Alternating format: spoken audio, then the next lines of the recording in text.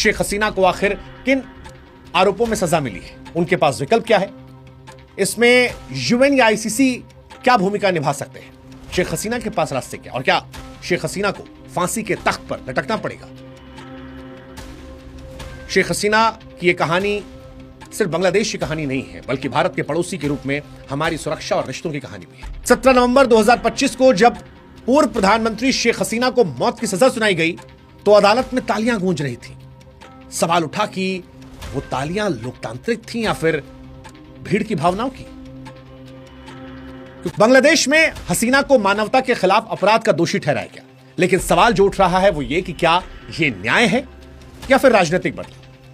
मैं जानता हूं मेरे कई बांग्लादेशी मित्र होंगे जो कहेंगे कि सर आपको नहीं पता, लेकिन बांग्लादेश में शेख हसीना ने अत्याचार किया था। हो सकता है किया, हो सकता है उनके कदमों से वहां की जनता दुखी रही हो और होगी भी, तभी शायद इतनी बड़ी भीड़ जो है वो निकली थी। लेकिन मकसद मेरा शेख हसीना को सही या गलत ठहराना नहीं है।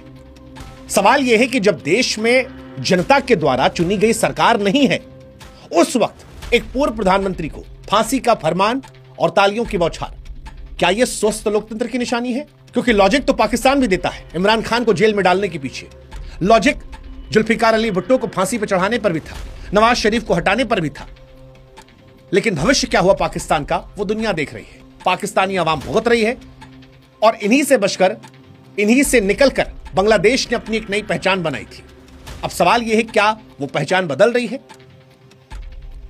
आज इस वीडियो में हम ये समझने की कोशिश करेंगे कि बांग्लादेश, खैर शुरू करते हैं, बांग्लादेश इस मोड़ पर कैसे पहुंचा, पहले यह समझते हैं। तो बांग्लादेश की पॉलिटिक्स जो है वो हमेशा से आग उगलती रही है। 1971 में बांग्लादेश से अलगाव के बाद शेख मुजीबुर रहमान, जो कि शेख हसीना के पिताजी थे, उन्होंने देश को संभाला। लेकिन कुछ ही समय बाद उनकी 1975 में हत्या कर दी गई। इसके बाद सैन्य तख्ता पलट हुआ, अस्थिरता आई। हालांकि 1990 के दशक में बांग्लादेश में लोकतंत्र फिर लौटा, लेकिन अवामी लीग, जो कि शेख हसीना की पार्टी है, और बीएनपी खालिदा जिया की पार्टी जो है, उनके बीच खींचतान चलने लगी। इसी बीच शेख हसीना जो है वो 2009 से 2024 तक प्रधानमंत्री रही, 15 साल तक बांग्लादेश की प्रधानमंत्री रही। शेख हसीना की बुराई या शेख हसीना पर जो आरोप लगे हैं उससे पहले जो अच्छाई है उसको सामने रख देते हैं। शेख हसीना के कार्यकाल के दौरान जो बात अच्छी रही वो ये कि बांग्लादेश की जीडीपी चमक गई, जीडीपी ग्रोथ 6 से 7 रही, गरीबी घटी। हालांकि शेख हसीना पर बार बार ये आरोप लगते रहे कि लोकतंत्र जो है वो बांग्लादेश में कुचला गया है।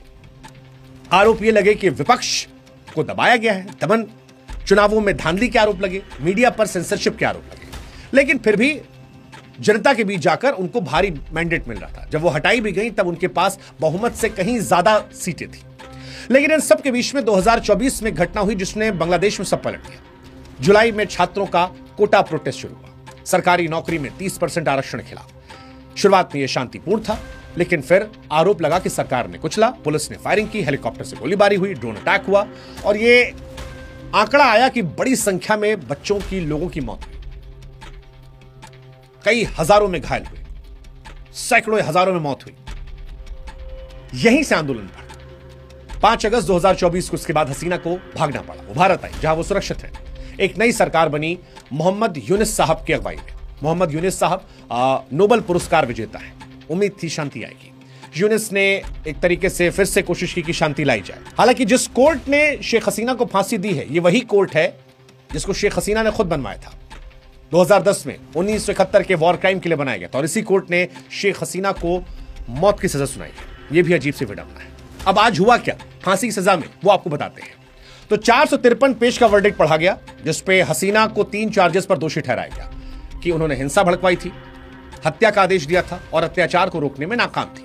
और इसमें सजा जो थी वो फांसी की ऐलान की गई। पूर्व गृह मंत्री को भी फांसी की सजा की बात की गई और आईजीपी को भी 5 साल जेल की सजा की बात की गई। वो सरकारी गवाह बन गए। हसीना और कमाल साहब की प्रॉपर्टियां जो है जब्त कर ली गई। कोर्ट में तालियां बजी, मानो जैसे बांग्लादेश ने फाइनली वर्ल्ड कप जीत लिया। लेकिन हसीना कहती है कि ये कंगारू कोर्ट है, पक्षपाती है, झूठा तमाशा है। उनकी बात तक को नहीं सुना गया, उनके पक्ष को देखा नहीं गया, एक तरफा फैसला कर दिया गया। और वो कह रही है कि जब जनमत की सरकार ही नहीं है तब आप कैसे मुझे फांसी की सजा का ऐलान कर सकते हो। ये उनकी कहानी है। सजा किस किस बात पे है? 5 मुख्य चीजें हैं जिन पर आरोप लगा था। एक, हत्या की कोशिश का, यातना देना। चार्जशीट कहती है कि हसीना ने पुलिस और अवामी लीग को नागरिकों पर हमला करने के लिए उकसाया था, हिंसा रोकने में नाकाम रही। दूसरा, प्रदर्शनकारियों को दबाने के लिए हथियार, हेलीकॉप्टर, ड्रोन का इस्तेमाल करने का आदेश दिया था। 16 जुलाई को बेगम रुकैया यूनिवर्सिटी के छात्र अबू सैयद की गिरफ्तारी से जुड़ा मामला था। कहा गया कि हसीना और अन्य ने हत्या के आदेश दिए, साजिश रची।